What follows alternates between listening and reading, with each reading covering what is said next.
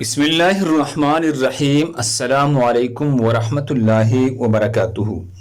ناظرین گرامی، علم دین حاصل کرنے کی فضیلت، اس بارے میں متعدد آیات قرآنیہ اور احادیث نبویہ موجود ہے جن میں علم اور اہل علم کی فضیلت بیان کی گئی ہے۔ چند احادیث پیش خدمت ہے جن کو پڑھ کر اہل علم کی مقام و مرتبے کا اندازہ لگایا جا سکتا ہے کہ یہ طبقہ اللہ کے ہاں اور اس کے رسول صلی اللہ علیہ وسلم کی نگاہ میں کس قدر عظمت والا ہے۔ اللہ ہمیں بھی انہیں اہل حق علماء کرام سے جوڑے رکھے اور ان کی قدر کرنے کی توفیق عطا فرمائے۔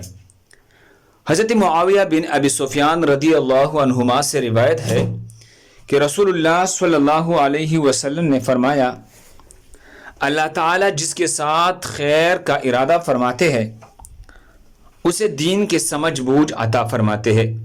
صحیح بخاری حدیث نمبر 71۔ حضرت ابو ہریرہ رضی اللہ عنہ سے روایت ہے کہ رسول اللہ صلی اللہ علیہ وسلم نے فرمایا، جو طالب علم حاصل کرنے کے راستے پر چلے تو اللہ تعالیٰ اس کے لیے جنت کا راستہ آسان فرما دیتے ہیں۔ جامع ترمذی حدیث نمبر 2570۔ حضرت ابو درداء رضی اللہ عنہ سے مروی ہے کہ میں نے رسول اللہ صلی اللہ علیہ وسلم کو یہ فرماتے ہوئے سنا، علماء کے لیے زمین و آسمان کی ہر شے، یہاں تک کہ سمندر کی مچھلی بھی اللہ سے مغفرت طلب کرتی ہے۔ سنن ابن ماجہ حدیث نمبر 239۔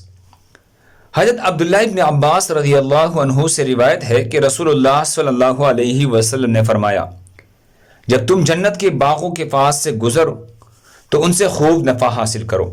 عرض کیا کہ یا رسول اللہ صلی اللہ علیہ وسلم، جنت کے باغات کیا ہے؟ آپ صلی اللہ علیہ وسلم نے فرمایا، علم کے مجالس۔ اللہ ہم سب کو اس پر عمل کرنے کی توفیق عطا فرمائے۔ دوسرے مسلمانوں کے فائدے کے لیے آگے ضرور شیئر